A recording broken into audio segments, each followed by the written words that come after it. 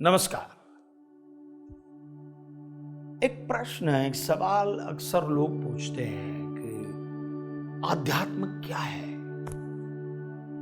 एक बहुत ही साधारण सा सवाल है जिसे शब्दों में समझाना बहुत ही मुश्किल है। फिर भी एक सरल भाषा में कहें तो हमारी जो कर्मेंद्रियां हैं, कर्मेंद्रियां मतलब हमारी आंखें, कान, नाक, मुंह, हाथ है, ये कर्मेंद्रियां हैं। नाक से सूंघते हैं, मुंह से बोलते हैं, हमारी जिह्वा से बोलते हैं, दांत से चबाते हैं, कान से सुनते हैं और हाथों से अपने काम करते हैं, खाना खाते हैं, जो भी काम करना है करते हैं। ये कर्मेंद्रियां हैं जो बाहर की दुनिया हमें दिखाती है और काम करवाती है। अगर हम सुनेंगे नहीं तो जवाब कैसे दे पाएंगे, है ना? इसलिए इसे कर्मेंद्रिय कहते हैं। और बाहर की दुनिया जिसे हम अपने इन कर्मेंद्रियों द्वारा देखते हैं, हमारे आसपास देख सकते हैं, काम कर सकते हैं, है ना? जबकि आध्यात्म के रास्ते पर चलने के लिए हमें भीतर की ओर देखना होगा, अंदर झांक ईश्वरीय आनंद की अनुभूति करनी होगी। और जब ईश्वरीय आनंद की अनुभूति होती है वही अध्यात्म कहलाता है। अब ईश्वरीय आनंद क्या है? आप हो सकता है कभी स्कूल में जा रहे हैं, और कोई दिव्यांग रास्ता क्रॉस करने के लिए जा रहे हैं, और आप जब उनकी मदद करते हैं, आप जब उनको हाथ पकड़ते हैं, और जब वो रास्ता क्रॉस करते हैं तब जो आपको आनंद होता है ना, वो ईश्वरीय आनंद है। किसी प्यासे को हम जब जल पिलाते हैं, किसी भूखे को जब हम खाना देते हैं, वो जो हमें आनंद मिलता है वो ईश्वरीय आनंद है। वो अनुभूति वो आध्यात्म है ना? यदि आप आध्यात्मिक नहीं हैं तो ये काम नहीं कर सकते। आध्यात्मिक होने पर व्यक्ति अपने अनुभव के आधार पर यह जान सकता है, यह जान पाता है कि वो स्वयं अपने आनंद का स्रोत है। समझे? हमारा अधिकतर ज्ञान भौतिक है और उसी से हम परम आनंद की प्राप्ति की आकांक्षा करते हैं। भाई एसी में बैठेंगे तो अच्छा लगता है, पर यह भौतिक आनंद हुआ। अब जब हम प्रकृति में जाते हैं और किसी पेड़ के नीचे ठंडी हवा आती है तो वो प्रकृति का आनंद है, वो परम आनंद है, वो भौतिक आनंद नहीं है। समझ सकते? आप खुद से जब सवाल करते हैं ना, आंखें बंद करके, कि मैं कौन हूं?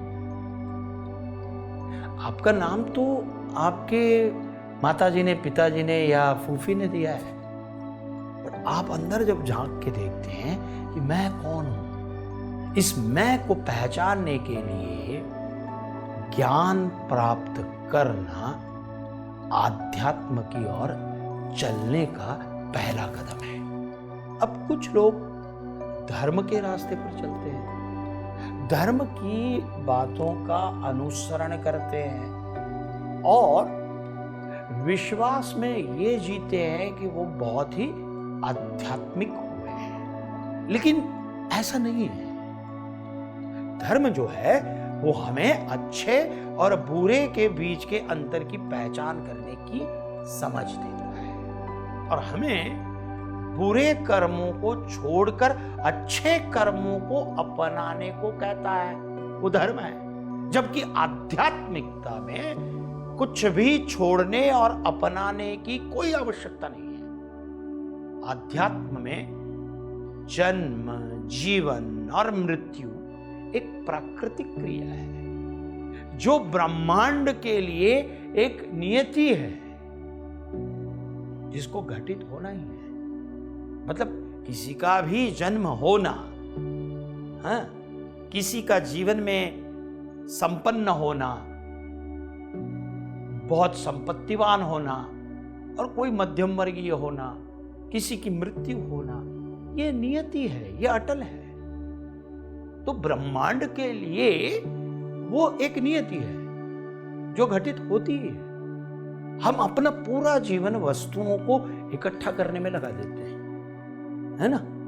जैसे ही आदमी नौकरी करने लगता है, फिर कुछ बिजनेस करने लगता है, फिर एक जगह, छोटी सी जगह में रहता है, फिर बड़ी जगह लेता है, फिर और जगह लेता है, फिर और जगह लेता है, फिर ये भी चाहिए, वो भी चाहिए, वो इकट्ठा करने में पूरा जीवन लगा देते हैं। और इस काम को हम पूरे जी जान से करते हैं, है ना।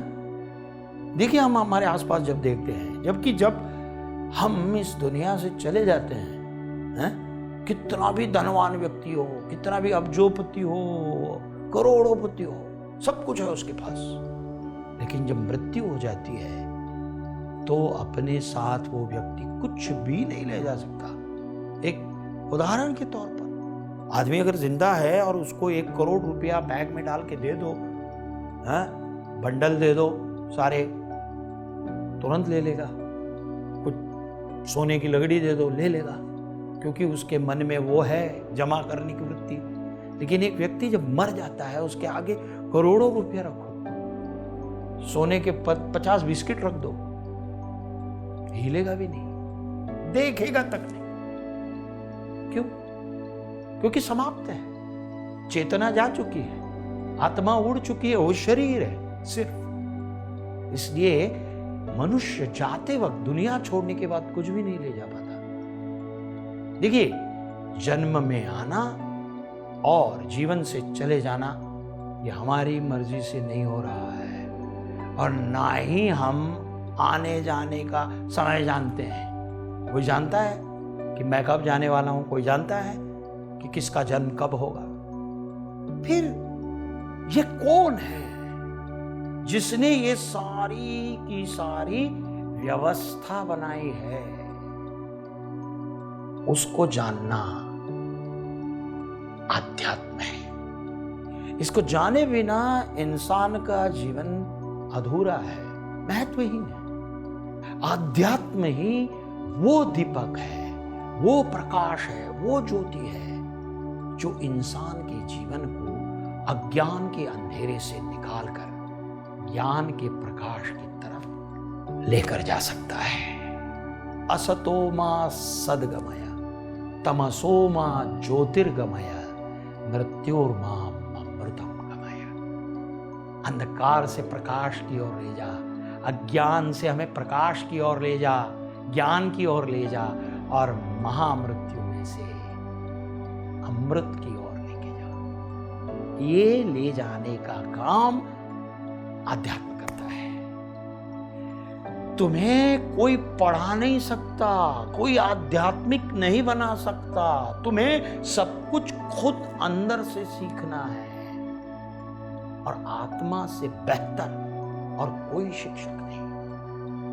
ऐसा कहना है महान दार्शनिक, विद्वान, प्रखर वक्ता, संत, आध्यात्मिक गुरु स्वामी विवेकानंद जी का, जो केवल भारत में ही नहीं बल्कि अपने शब्दों और विचारों के कारण दुनिया भर में प्रसिद्ध है। वो एक धार्मिक परिवार में पले बड़े थे, और उन्होंने कई धार्मिक पुस्तकों का अध्ययन किया था, जिसके बाद उनके ज्ञान ने उन्हें ईश्वर के अस्तित्व पर सवाल उठाने के लिए प्रेरित किया। वो अपने प्रश्नों को लेकर गुरु देवेंद्रनाथ के पास पहुंचे, पर उन्हें अपने आध्यात्मिक प्रश्नों के संतोषजनक उत्तर न मिल सके।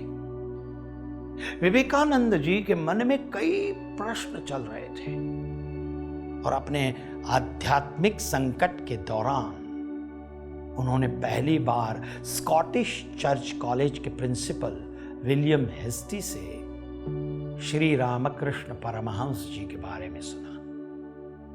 अंत में वे दक्षिणेश्वर काली मंदिर में रामकृष्ण परमहंस जी से मिले, और नरेंद्र ने उनसे एक प्रश्न पूछा, क्या आपने भगवान को देखा है?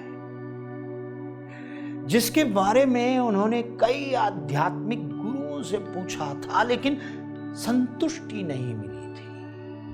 लेकिन जब उन्होंने रामकृष्ण परमहंस जी से पूछा तो उन्होंने इतना सरल उत्तर दिया, हाँ, मैं भगवान को उतना ही स्पष्ट रूप से देखता हूं जितना कि मैं आपको देख रहा हूं। बस।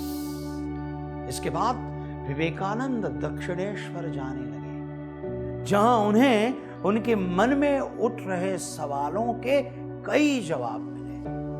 जब विवेकानंद जी के पिता की मृत्यु हुई तो पूरे परिवार के सामने आर्थिक संकट आ खड़ा हुआ। वे स्वामी रामकृष्ण जी के पास गए और उनसे अपने परिवार के लिए धन प्राप्ति की प्रार्थना करने को कहा, लेकिन स्वामी रामकृष्ण परमहंस जी ने मना कर दिया और विवेकानंद जी से कहा कि वे देवी काली के सामने स्वयं प्रार्थना करें।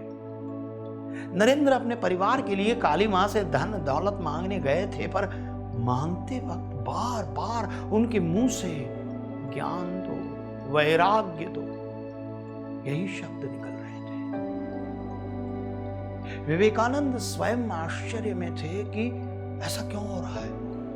उन्होंने कई प्रयास किए, पर वो ज्ञान और वैराग्य के सिवा मां के पास कुछ मांग ही नहीं पाए, क्योंकि स्वामी रामकृष्ण परमहंस जी के सानिध्य में रहकर उनके अंदर आध्यात्मिक शक्ति जागृत हो चुकी थी, जिसके पश्चात उन्होंने तपस्वी जीवन का मार्ग प्रारंभ किया। तो बच्चों, आप अभी से योग और ध्यान करना शुरू कर दीजिए। ध्यान का सबसे अच्छा समय होता है ब्रह्म मुहूर्त। ब्रह्म मुहूर्त मतलब सुबह 4 बजे का समय। अगर आप इस वक्त उठकर योग से अपने दिन की शुरुआत कर दें तो आपका पूरा दिन ऊर्जा से संपूर्ण भरा होगा। साथ ही अगर आप इस समय कुछ मिनट ध्यान करना शुरू कर देते हैं तो ये सोने पे सुहागा होगा, क्योंकि ध्यान ही एकमात्र मार्ग है, एकमात्र रास्ता है जो आध्यात्म की ओर लेकर जाता है हमें। तो रोज सुबह उठकर योग और ध्यान अवश्य करेंगे ना।